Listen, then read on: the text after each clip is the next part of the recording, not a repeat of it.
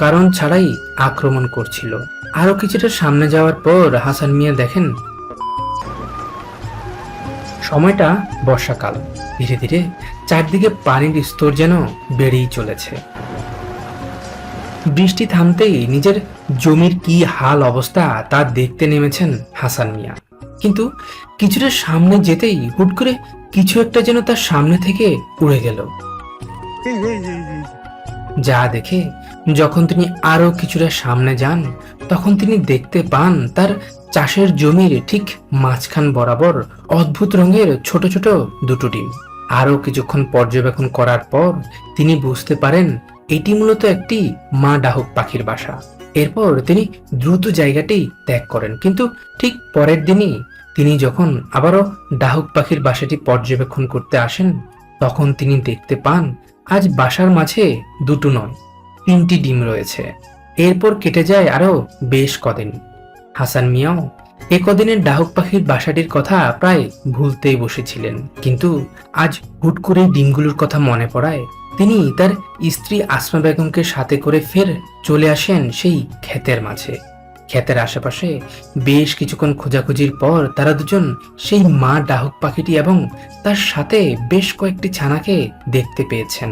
কিন্তু এরই মাঝে শুরু হয় মুষলধারে বৃষ্টি। আশেপাশের মানুষ, তার উপর বৃষ্টি। এই দেখে মা পাখিটি তার সন্তানদের ঝোপঝাড়ের আড়ালে নিয়ে যেতে পাগল হয়ে উঠেছে।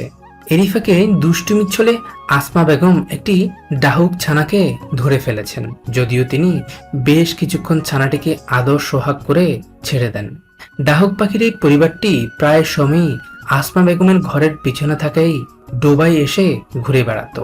ছানাগুলো একটু বড় হওয়ার পর আসমা বেগম বুদ্ধি করে তার ঘরের আশেপাশে খাবার ছিটিয়ে রাখতেন, যা দেখে ডাহুক পাখির এই পরিবারটি ডোবা থেকে উঠে এসে পেট ভরে খাবার খেয়ে নিত।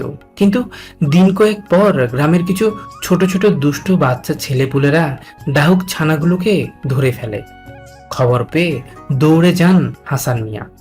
বাচ্চাদের বেশ কিছুক্ষণ বুঝিয়ে সুজিয়ে ছানাগুলোকে তিনি উদ্ধার করলেও মা পাখিটিকে আশেপাশে কোথাও যে দেখা যাচ্ছে না। চারপাশে হাজার খোঁজাখুঁজির পরও মা পাখিটির দেখা না পেয়ে অনেকটা নিরুপায় হয়ে হাসান মিয়া ছানাগুলোকে নিয়ে আসেন তার ঘরের মাঝে। ঘরে এনে একটি খাঁচার ভেতর তিনি ছানাগুলোকে রেখে দেন। ঘন্টা কয়েক পর তিনি ছানাগুলোকে খাঁচা থেকে বের করে এনে এভাবেই কিছু একটা খাওয়াতে চান।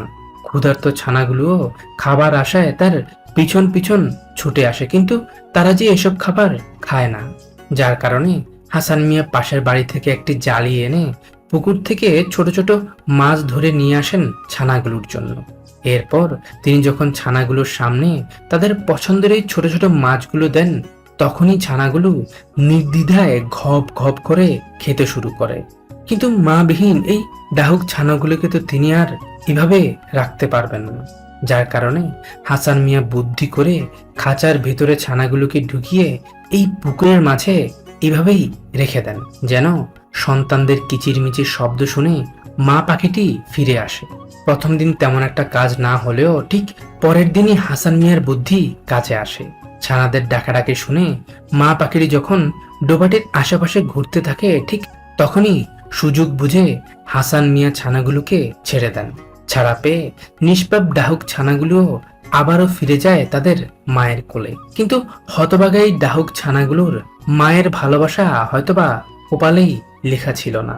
মায়ের কাছে ছানাগুলো ফিরে যাওয়ার ঠিক একদিন পরেই ফাঁদ পেতে সেই ডোবার পাশ থেকে হাসান মিয়ার পাশের বাড়ির দুটো দুষ্ট ছেলে মা ডাহুক পাখিটিকে ধরে ফেলে। কাজ থেকে ফিরে খবর পেয়ে তড়ি ঘড়ি করে হাসান মিয়া তাদের ঘরে যায়, কিন্তু তিনি যে বড্ড দেরি করে ফেলেছেন।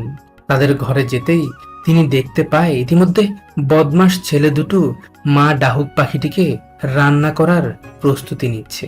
ডাহুক পাখি মাইরে ফেলা দিছ, ইয়ার তুলো খারাপ কাজ আর কি হতে পারে? এই রিয়ান, এই বাচ্চাগুলো আমি দেখছি আজকে একটু আগে, আর এই বাচ্চা রাইখে এই মা পাখি যেটা হেরে মেরে ফেলা দিছ, এই বাচ্চাগুলো আর কি হবে? এমন একটি দৃশ্য দেখে হাসান মিয়ার খুবই খারাপ লাগে। এরপর তিনি তাদের দুজনকে বেশ কিছুক্ষণ বুঝিয়ে সুঝিয়ে ঘরে ফিরে আসেন। কিন্তু এখনো সেই ডোবার আশেপাশে চড়ে বেড়ানো ডাহুক ছানাগুলো যে এতিম হয়ে গেল। এই ভেবে হাসান মিয়া তাদের গ্রামের বেশ কয়েকজন ছেলেপুলেকে নিয়ে এক এক করে 3টি ছানাকে ধরে ফেলেন, আর বাকি থাকা ছানাটি পালিয়ে যায়। এরপর ছানাগুলোকে ঘরে এনে হাসান মিয়া শুরু করেন তাদের যত্ন নেওয়া।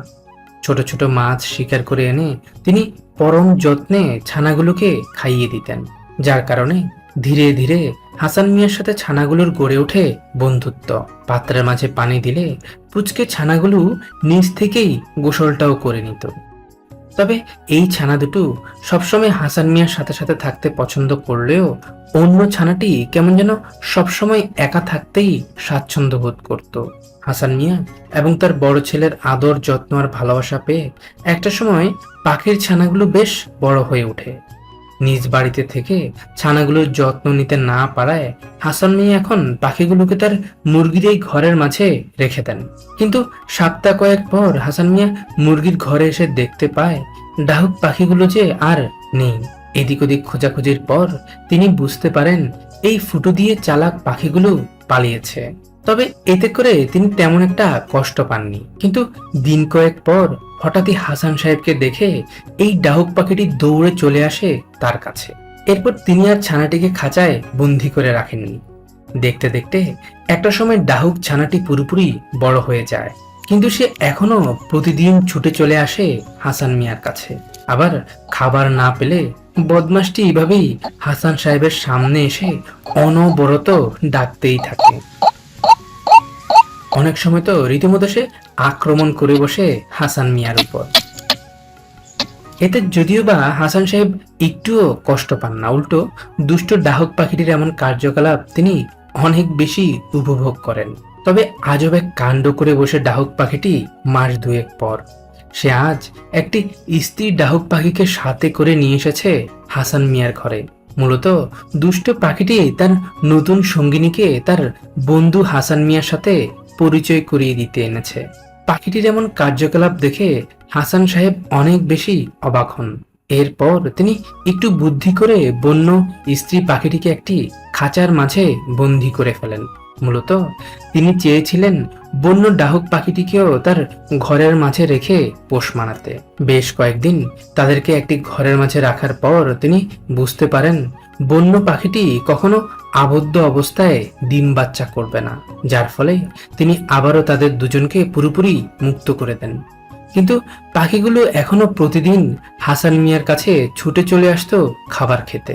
প্রায় 1 থেকে 1.5 মাস পরের ঘটনা। ইদানিং পাখিগুলো তেমন একটা হাসান মিয়ার ঘরে না আসায় হাসান মিয়ার বেশ সন্দেহ হয়। ঝাড় জঙ্গলে, পুকুরের আশেপাশে, ডোবায় বেশ কিছুক্ষণ খোঁজাখুঁজি করার পর কিছু একটা দেখে তিনি থমকে যান। তড়িঘড়ি করে নৌকা নিয়ে তিনি এবার নেমে পড়েন পুকুরের মাঝে। কিন্তু তার পোষা ডাহুক পাখিটি হাসান মিয়াকে দেখে আজ তেমন একটা খুশি হয়নি। সে উল্টো বারবার হাসান মিয়াকে কোনো কারণ ছাড়াই আক্রমণ করছিল। আরো কিছুটা সামনে যাওয়ার পর হাসান মিয়া দেখেন দুষ্ট ডাহুক পাখি দুটো যে এই নারকেল গাছের মাঝে বাসা বেঁধে ইতিমধ্যে ডিম পেড়ে বসে আছে। মিনিট কয়েক তাদের বাসা আর ডিমগুলো পর্যবেক্ষণ করার পর হাসান মিয়া খুশি মনে ফিরে যান তার নিজ ঘরে।